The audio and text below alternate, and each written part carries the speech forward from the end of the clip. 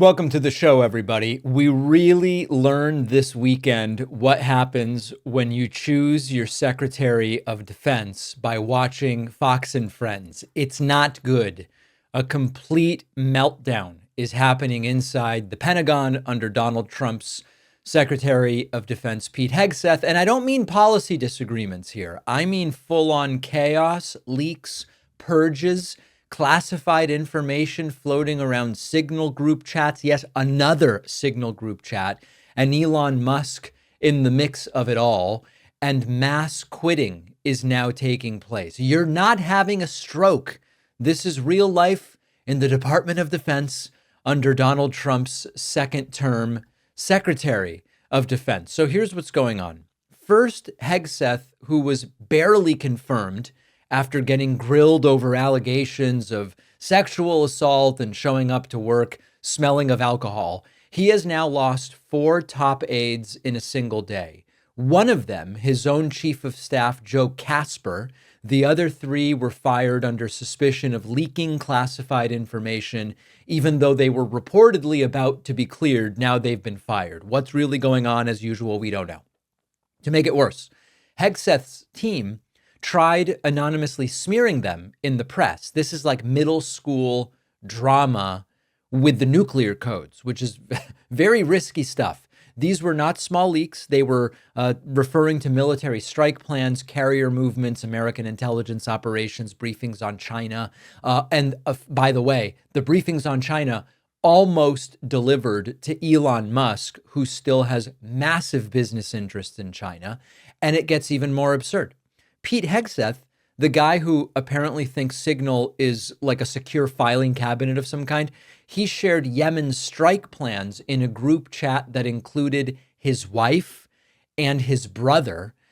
We will get to that in a little bit. So now classified or supposed to be classified military operations texted to journalists, as we know from the signalgate fiasco #1, Jeffrey Goldberg from The Atlantic, and then also family members over a group chat like it's a weekend barbecue plan. Who's bringing the who's bringing the zucchini?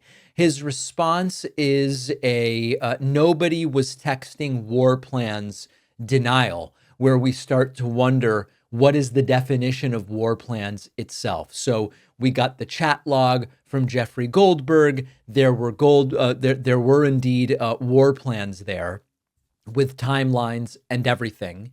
And then we now have a second Signal chat we're dealing with, which we will talk about in a moment. So right now, Pentagon insiders are saying what every single one of us is thinking and predicted for a long time, which is these are not competent people. There's a complete meltdown happening here. They simply are not able to do this job. The kicker is that this comes after Hegseth brought his Fox News producer wife into 2 foreign military meetings where classified information was discussed. Why? We just don't know.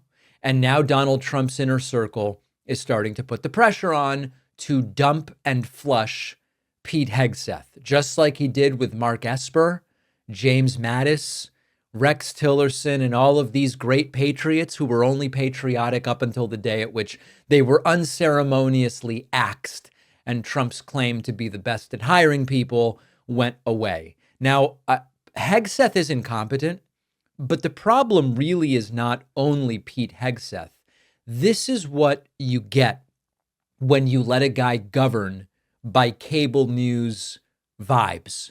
This is the logical endpoint of a president choosing cabinet officials based on whether they appear loyal on TV and suck up to Trump while sitting on that curved couch on Fox and Friends. Trump wanted loyalty and a TV presence. I guess he got it, but he also got with it a Pentagon that leaks like a sieve, a defense secretary under Inspector General investigation, and military operations texted to civilians, including the Secretary of Defense's own wife. So this is what the America First strong administration looks like. Of course, this is what I would expect from, a Reddit moderator with a Napoleon complex, not the American Secretary of Defense, but that's where we are. And the most dangerous part is that they continue to pretend that this is completely normal. If you're wondering why the Pentagon seems more like a failed reality show than a military institution right now, it's not an accident. This is the cost of turning Fox News costume parties into policymakers. And the rest of us, the civilians, and I'm including the service members in this as well, the whole world, we foot the bill.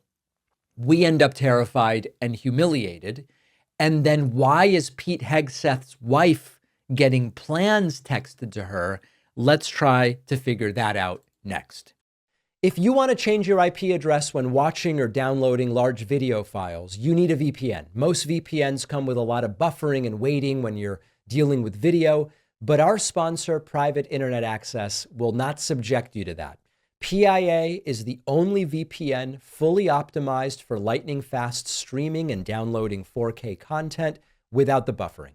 Changing your IP address with a VPN lets you do things like watch the UK version of Netflix or the Australian version of Hulu, so you can watch lots of great content not normally available in your country. For instance, PIA lets me see a bunch of great Argentinian soccer I can't normally get in the US.